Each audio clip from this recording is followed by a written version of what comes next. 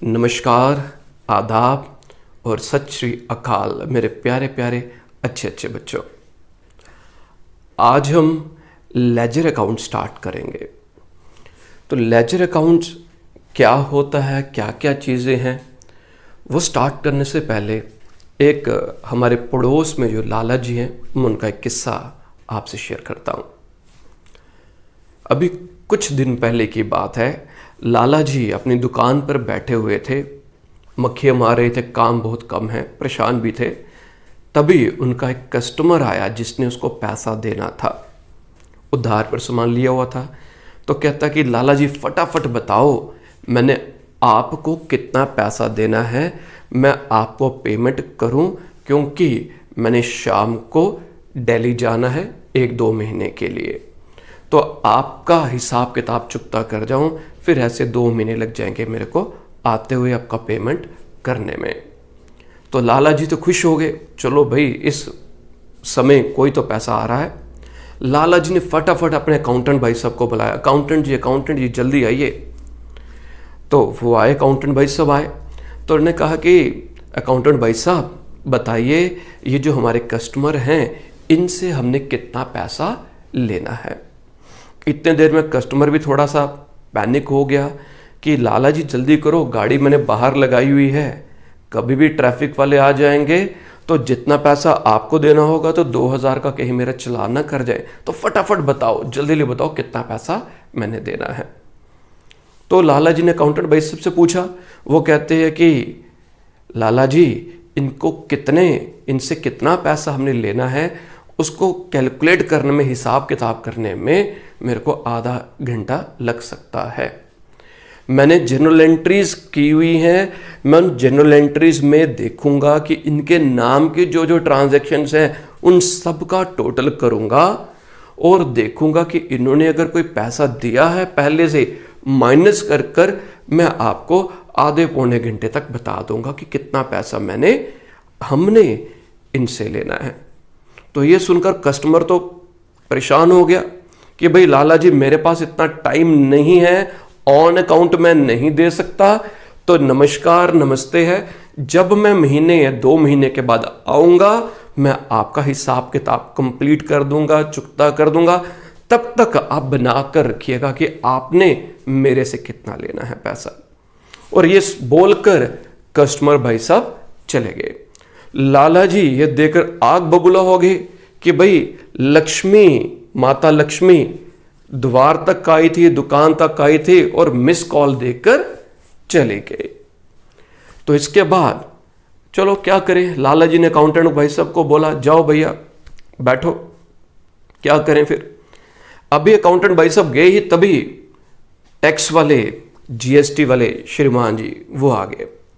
तो लाला जी से पूछते हैं कि लाला जी बताओ आपने इस बार अभी तक टैक्स पे नहीं किया, क्यों नहीं किया। तो उन्होंने कहा कि हमारी सेल इतनी नहीं थी, परचेज इतनी नहीं थी। तो उन्होंने कहा बताओ कितनी सेल है, कितनी परचेज है। अगेन लाला जी ने अकाउंटेंट भाई साहब को बुलाया और मन ही मन लाला जी सोच रहे हैं आज सुबह सुबह पता नहीं किसकी शक्ल देख ली है, बार बार अजीब अजीब सी चीजें हो रही है। तो उनको लग रहा था कि शायद अपनी शक्ल देख ली सुबह। तो लाला जी ने फिर से अकाउंटेंट भाई साहब को बुलाया, अकाउंटेंट भाई साहब से पूछा परचेज कितनी है, सेल कितनी है। और अकाउंटेंट भाई साहब का फिर वही जवाब आया कि सेठ जी मेरे को 2 घंटे का या 1 घंटे का टाइम दो, मैं आपको बता दूंगा। तो टैक्स वाले कहते हैं कि उस समय तो उन्होंने जल्दी मान जाना था, तो उनको लगा कि कहीं ना कहीं उन्होंने कुछ गड़बड़ घोटाला करना होगा। तो कहते हैं कि ठीक है, तो कल आप दफ्तर आ जाइए अपने सारे कागज लेकर, तो वहां पर हम आपसे बात करेंगे। तो वो भी चले गए। अब लाला जी और परेशान हो गए, अकाउंटेंट को देखने लगे घूर घूर कर। अकाउंटेंट मेरी तरह था, जिसे ज्यादा कुछ आता नहीं था। तो लाला जी ने फिर फोन मिलाया अपने किसी मित्र को या किसी सीए को कि भाई ये कुछ परिस्थितियां मेरे साथ आज घटित हुई हैं, तो बताओ क्या करो। उन्होंने कहा कि फोन स्पीकर पर रखो और अकाउंटेंट से मेरी बात करवाओ। अकाउंटेंट भाई साहब से पूछा कि श्रीमान जी अकाउंटिंग प्रोसेस पढ़ा है। कहता हाँ जी। क्या था? आइडेंटिफिकेशन आई किया, मेजरमेंट की, जनरल एंट्रीज की, रिकॉर्डिंग की, IMR कर लिया। कहते हैं हाँ जी सर कर लिया। तो तो क्लासिफाइंग की, लेजर अकाउंट्स बनाए। तो अकाउंटेंट भाई साहब मेरी तरह थे, आता इतना नहीं था, तो उन्होंने कहा कि लेजर अकाउंट्स, ओ तेरी तो वो तो मैं बनाना ही भूल गया, मैंने वो बनाए ही नहीं। तो अकाउंटेंट भाई साहब को ये बोला गया कि लेजर अकाउंट्स बनाओ। लेजर अकाउंट से क्या होगा? लेजर अकाउंट में क्या होगा, हम हर एक कस्टमर के लिए एक या दो पेजेस असाइन कर देते हैं लेजर्स में, और उस अकाउंट में जितने भी ट्रांजैक्शंस एक पर्टिकुलर अकाउंट से रिलेटेड होती हैं, वो ट्रांजैक्शंस, वो एंट्रीज लिखी जाती हैं। मैंने आपको अकाउंटिंग प्रोसेस में भी बताया था, क्लासिफाइंग क्या होता है, सिमिलर नेचर की जितनी भी ट्रांजैक्शंस होती हैं, उन सब ट्रांजैक्शंस को हम एक ही अकाउंट के अंडर लिखते हैं। और उसका फायदा क्या होगा हमें, कि लाला जी अगर अकाउंटेंट भाई साहब से पूछेंगे बताओ हमने मिस्टर ए से कितना रुपए लेने हैं, तो पेज वो बुक का ओपन करेंगे लेजर का, और उस पेज पर विद इन मिनट्स कैलकुलेट कर या सामने अगर लिखा होगा तो पता चल जाएगा कि हमने किस बंदे से कितना पैसा लेना है या किस सप्लायर को हमने कितना पैसा देना है।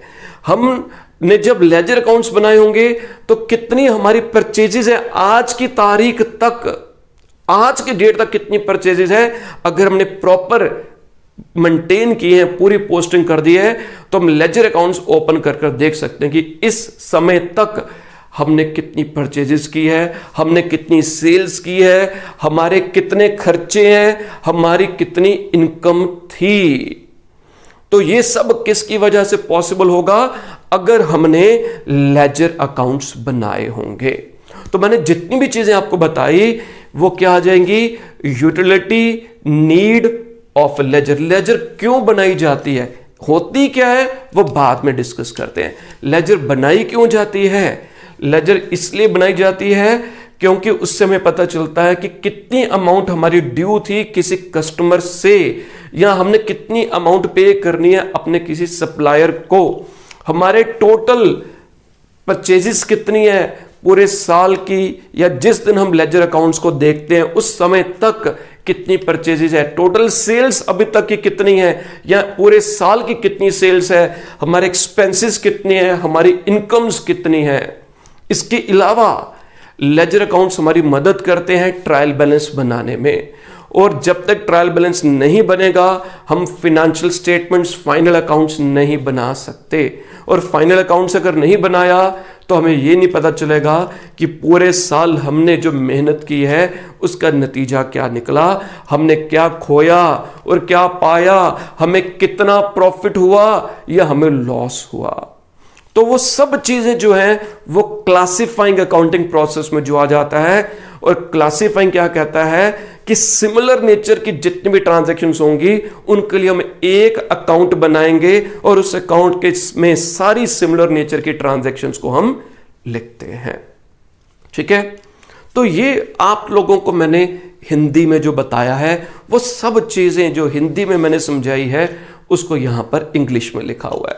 अब हम इंग्लिश में पढ़ लेते हैं कि क्या क्या लिखा हुआ है।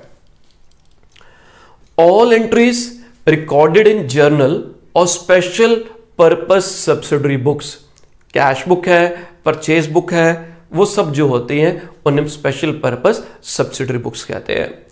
आर क्लासिफाइड, जो हमारा अकाउंटिंग प्रोसेस में जो 4th नंबर पर था classifying, are classified and in order to ascertain the position of a particular account, all transactions relating to that particular account are collected at one place in the ledger।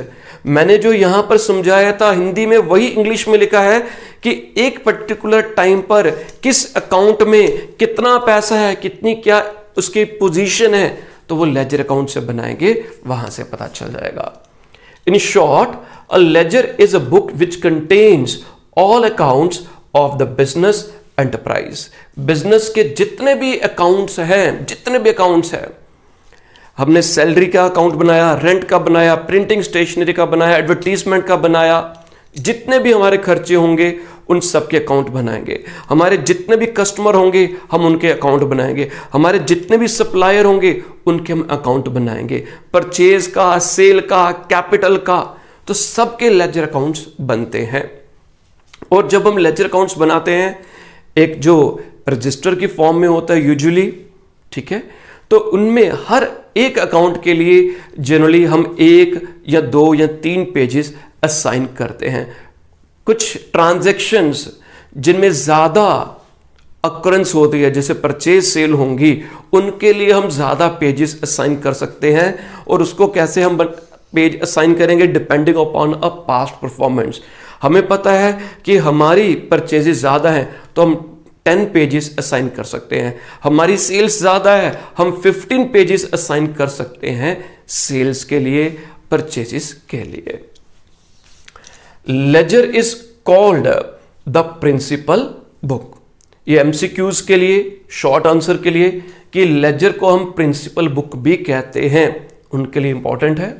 It is also called the book of final entry. इसे book of final entry भी कहा जाता है। क्यों कहा जाता है? Because जो ट्रांजैक्शंस जो सबसे पहले हम किस में एंटर करते हैं, हम सबसे पहले ट्रांजैक्शन जर्नल में या सब्सिडरी बुक्स में, जब हम जर्नल एंट्रीज या ट्रांजैक्शंस रिकॉर्ड करते हैं, वहां से दे आर फाइनली इनकॉर्पोरेटेड या पोस्टेड इन द लेजर। तो वहां से ये लेजर में इनकॉर्पोरेट होता है, पोस्ट होता है। सो दैट इज व्हाई इसे हम principal book as well as book of final entry भी कहते हैं। यूटिलिटी या नीड ऑफ ए लेजर, ये मैंने आपको बेसिक में पहले ही बता दिया था। अब इसके बाद आ जाएगा हमारे पास पोस्टिंग। पोस्टिंग क्या होती है? पोस्टिंग में जो भी हमारी लेजर्स में जो हमने ट्रांजैक्शन, जो हमने जनरल एंट्रीज बनाई होती हैं, उन जनरल एंट्रीज से हम अलग अलग अकाउंट्स में अमाउंट को ट्रांसफर करते हैं। जब इसका हम कोई प्रैक्टिकल क्वेश्चन करेंगे तब आपको और अच्छे ढंग से ये क्लियर होगा कि पोस्टिंग क्या होती है। स्टिल क्या क्या चीजें हैं वो आपसे डिस्कस कर लेता हूं। The process of transferring the transactions written in the journal to a ledger is called posting. जो जर्नल में हमारी ट्रांजैक्शंस थी उनको जब हम लेजर में लेकर जाते हैं, उसको वहां पर लिखते हैं, तो उस प्रोसेस को हम पोस्टिंग कहते हैं। In other words, the process of transferring of debits, general entry में एक डेबिट होता है, जनरल एंट्री में एक क्रेडिट होता है। तो जो डेबिट्स और जो क्रेडिट्स होते हैं, तो इसमें क्या लिखा था? Transferring of debits and credits from the journal to the ledger accounts is called posting. Posting is necessary as it summarises all transactions relating to the account at one place and also shows how transactions have changed the account balances। तो जैसे जैसे हमने transactions enter की, हमारा laser का balance change होता जाएगा। तो वो पोस्टिंग के बाद हमें पता चलता जाएगा। मेरा कस्टमर है, मैंने उससे 10,000 रुपीज लेने हैं, आज मेरे पास आया, मेरे से 3,000 रुपए का और सामान खरीद कर चला गया। तो मैंने जब जनरल एंट्री की, लेजर में पोस्टिंग कर दी, तो मैंने 3,000 और उसमें ऐड कर दिया। तो अब उससे कितना पैसा लेना है? 10,000 पहला, और अब कितने लेने? 3,000 और 3,000 और लेने हैं। तो टोटल कितना अमाउंट आ गया? 13,000। तो वही क्या लिखा? Also shows how transactions have changed the account balances. तो ट्रांजेक्शंस की वजह से अकाउंट बैलेंसेस कैसे चेंज हो गए हैं। यहां तक आप स्क्रीनशॉट लीजिए, फिर इसके बाद आगे मैं कंटिन्यू करता हूं। Next part is balancing of accounts. ये बहुत इंपॉर्टेंट जो पॉइंट है, अकाउंट्स को बैलेंस कैसे करना होगा। तो बैलेंसिंग में क्या आ जाएगा कि जैसे हमने पोस्टिंग कंप्लीट कर ली, जितनी भी जनरल एंट्रीज थी उनको हमने लेजर अकाउंट्स में हमने पोस्ट कर दिया। उसके बाद हम लेजर में एक डेबिट साइड होती है और एक क्रेडिट साइड होती है, उनको हम बैलेंस करते हैं, क्लोज करते हैं अकाउंट्स को। तो उसमें क्या होता है, हम ये देखते हैं कि सबसे पहले डेबिट साइड ज़्यादा है या क्रेडिट साइड ज़्यादा है। आप लोगों को मैंने कैश बुक में ये ऑलरेडी सिखाया हुआ है कैसे अकाउंट्स को क्लोज करते हैं। तो उसके लिए क्या आ जाएगा कि हम जो साइड बड़ी होगी, अगर डेबिट साइड बड़ी होगी तो उसका टोटल हम क्रेडिट साइड में लिखेंगे और क्रेडिट में से और उसके टोटल में से क्रेडिट की सारी ट्रांजैक्शंस माइनस कर देंगे। तो अगर डेबिट साइड ज़्यादा है तो बाय बैलेंस कैरिड ऑन आ जाएगा, और अगर क्रेडिट साइड ज़्यादा है तो टू बैलेंस कैरिड ऑन आ जाएगा। और बाद में जब अकाउंट्स हमारे क्लोज हो जाएंगे तो उसको हम नेक्स्ट डेट पर आगे बैलेंस ब्रॉट डाउन कर लिख देते हैं ऑपोजिट साइड में।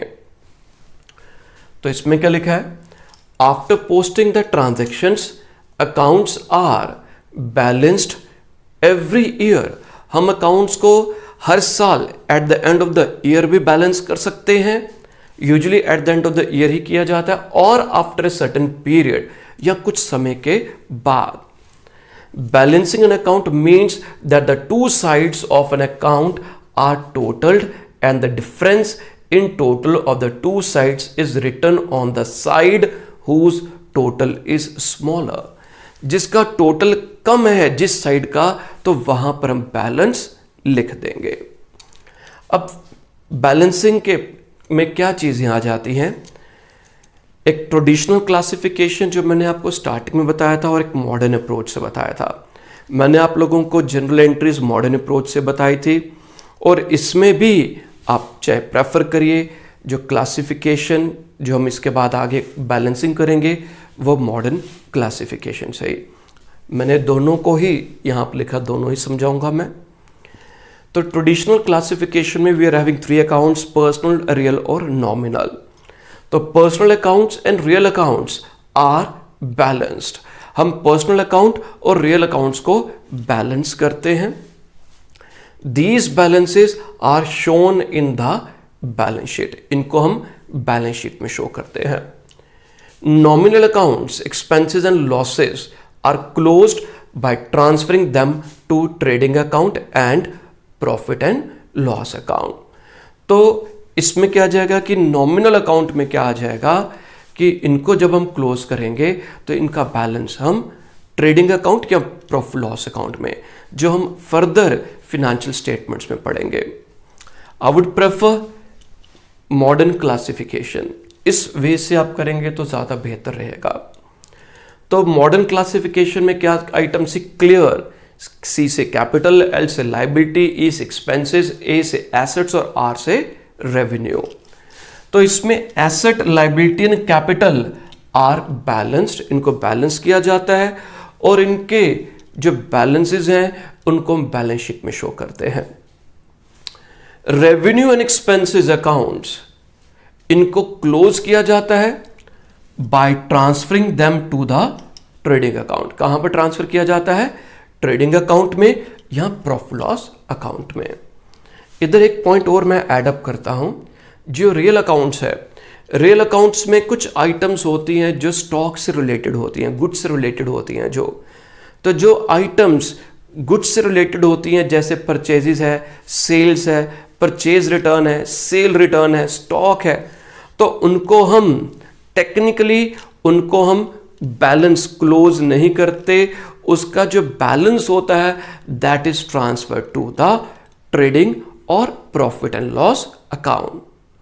तो उनको हम, जैसे बाकी और चीजें होंगी, हम उनको जैसे नॉमिनल अकाउंट में आया कि उनके बैलेंस को हम ट्रेडिंग या प्रॉफिट लॉस में लेते हैं। जब हम क्वेश्चन करेंगे तो वहां पर ट्रायल बैलेंस बनाने के लिए, क्योंकि हमें ट्रायल बैलेंस मुझे आपको सिखाना है, तो मैं इन अकाउंट्स को क्लोज करूंगा सिखाने के लिए।